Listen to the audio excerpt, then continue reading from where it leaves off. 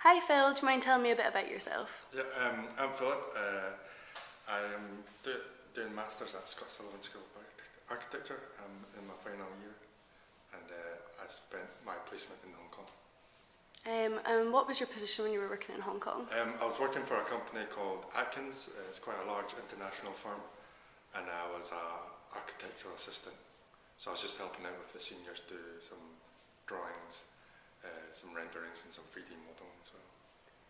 Okay, and how did you find this job in Atkins? How did you source it? It's kind of funny because I got it through my uncle's friend's niece. So yeah, it's kind of a long distance connection. But what I learned from that is that even the smallest connection, no matter what, could get you that little trigger that thing to get the job. So that's quite important, even that smallest connection. Can you tell me, when you were in Hong Kong, what was your experience of the city like, and what challenges did you face in a professional capacity to begin with? In a professional capacity, well, firstly, it was a big shock going from third year, where we did small scale projects, extensions, and housing projects, going to doing 200-meter tall towers or master plans. So yeah, that jump from the small scale to the large scale was one big challenge I had to face. But once you get into it, like the first month or something, it's fine, you get into it. And you said your colleagues were really good at helping out. You didn't feel like you felt comfortable asking questions, and you learnt the most off of them in terms of you didn't feel awkward. Yeah, no, I definitely, that was the most valuable experience actually, was learning from the colleagues. Like I some programs I've never used before, I learned from my colleagues, and I think I'd say I'm pretty well at those programs, and yeah, the best way to learn is through colleagues and peers. So that's all professional problems and things that that were an issue to you at the time. What about in terms of a social or cultural context? How did you find Hong Kong there? Yeah, well, it's kind of a little bit of a unique case to me, I guess, because my parents are both from Hong Kong, and I was born in Scotland, so I've got a kind of Scottish culture, I guess.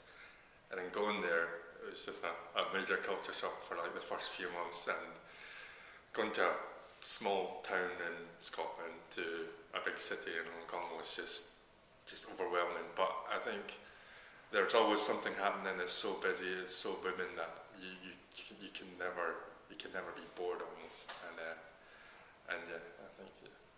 And even for yourself, you said you speak some Cantonese, but it was quite broken. People had an expectation of you. How do you think people can cope with that language barrier? Yeah. Well, I can speak a little bit of Cantonese, and it's a bit broken, but I guess a lot of people expect me to speak Cantonese to them in the first place, but I try, but it's quite difficult. But after a while, it's fine. But also, in the case of Hong Kong, and maybe even in other places in China, for example, Shanghai, a lot of international firms are based there, so it's actually quite a big English-speaking community in Hong Kong and Shanghai, so the communication barrier is not too difficult, depending on where you are. Yeah. What advice would you give to other people that were interested in working internationally, potentially in China, big places like Hong Kong, and then also rural, well, slightly not rural, but slightly more into China? Well, you'd have to be pretty brave to go into the more like local places in China, because I guess from my experience anyway, a lot of places, some of the places, a lot of people don't speak English, but in that way is a good factor, because then you jump into the deep end of things and you get to know the nitty-gritty of everything. So, but as I say, but then you have the option of like Shanghai and Hong Kong, where people are speaking English and you can get about no problem at all, I guess. Yeah. So in terms of this passport portal, what do you think we should include that's a useful term for both employers and future graduates? I think one thing that could be good to include is an area within the portal where employers could upload vacancies, or even if students could upload their profiles, so then employers could then see potential employees.